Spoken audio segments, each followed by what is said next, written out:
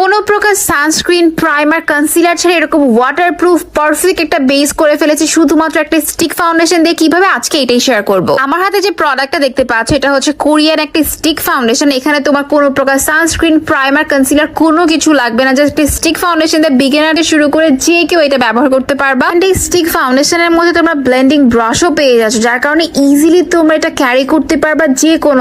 হাতে যে প্রোডাক্টটা দেখতে পাচ্ছ এটা হচ্ছে কোরিয়ান একটা স্টিক ফাউন্ডেশন। এখানে তোমার কোনো প্রকার সানস্ক্রিন প্রাইমার কনসিলার কোনো কিছু লাগবে না, জাস্ট স্টিক ফাউন্ডেশন দিয়ে বিগিনার থেকে শুরু করে যে কেউ এটা ব্যবহার করতে পারবা। এন্ড এই স্টিক ফাউন্ডেশনের মধ্যে তোমরা ব্লেন্ডিং ব্রাশও পেয়ে যাচ্ছ, যার কারণে ইজিলি তোমরা এটা ক্যারি করতে পারবা যে কোনো জায়গায়। Just look at the coverage.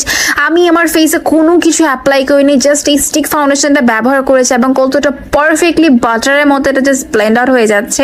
এইরকম একটা ফুল কভারেজ স্টিক ফাউন্ডেশন আমি অনেক দিন পরে দেখেছি। Just look at the difference. তো যারা একদম বিগিনার থেকে শুরু করে অ্যাডভান্স লেভেলে যে কেউ এটা দিয়ে বেস মেকআপ করতে পারবা, এটা দিয়ে একদম বেসিক লুক থেকে শুরু করে অ্যাডভান্স লেভেলে সেমি ব্রাইডাল লুক পর্যন্ত করা যাবে। এখানে এটার মধ্যে দুইটা শেড অ্যাভেলেবেল আছে, শেড 1 অ্যান্ড শেড 2। 1 হচ্ছে যারা অনেক বেশি ফেয়ার, শেড 2 হচ্ছে যারা আমার মতো ইয়েলো স্টোন, তাদের জন্য একদম পারফেক্ট। এখন তোমাদেরকে একটা ওয়াটার টেস্ট করে দেখাচ্ছি। ফার্স্ট আমি আমার বেসটা কমপ্লিট করার পর যখন ওয়াটার স্প্রে করলাম অ্যান্ড টিস্যু দিয়ে যখন এটাকে জাস্ট হালকা করে প্যাট প্যাট করছি, জাস্ট লুক এট